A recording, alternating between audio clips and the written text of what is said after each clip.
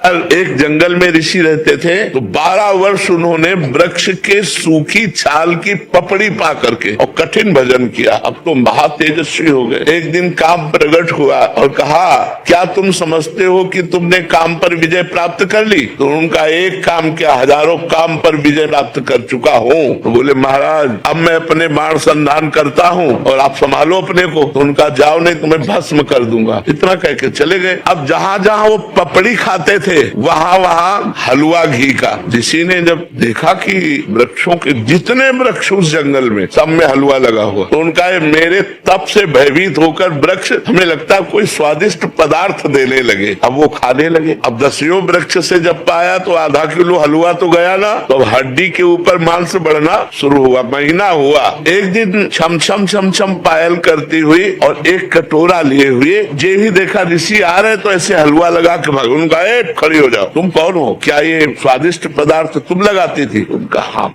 तो भाग क्यों रहे हो? मैं आपके तप से भयभीत हूँ। बोले, नहीं नहीं नहीं, महीनों से इतना स्वादिष्ट पदार्थ पवार, क्योंकि पहले अन्न जाएगा तो बुद्धि बदलेगी ना। तुम इतना स्वादिष्ट पदार्थ पवारे, तुम भयभीत क्यों हो रही हो? तुम बोले, महाराज वृक्ष में चुपचाप इसलिए लगा जाती थी कि आपकी सेवा बन जाए, मैं आपकी सेवा करना चाहती हूँ। बोले, लाओ कटोरा।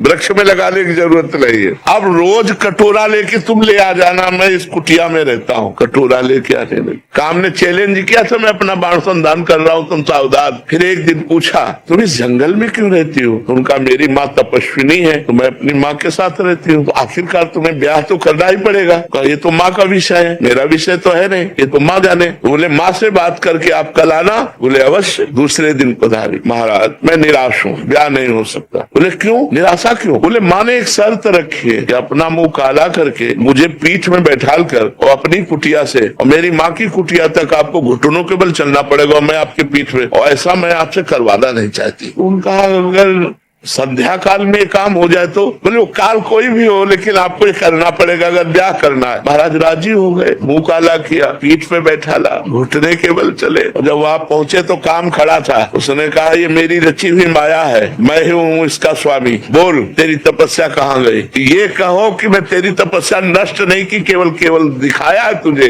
कि अगर तू तपस्या का अहंकार करेगा तो देख, घुटने के बल चल रहा, मेरी माया तेरे पीठ पर बैठी हुई है। ये मन बड़े बड़े ऋषि मुनियों को मोहित कर दिया। हम तुम तो बहुत छोटे लोग हैं, बहुत छोटी सामर्थ्य है, इसलिए भगवान का आश्रय ले लो।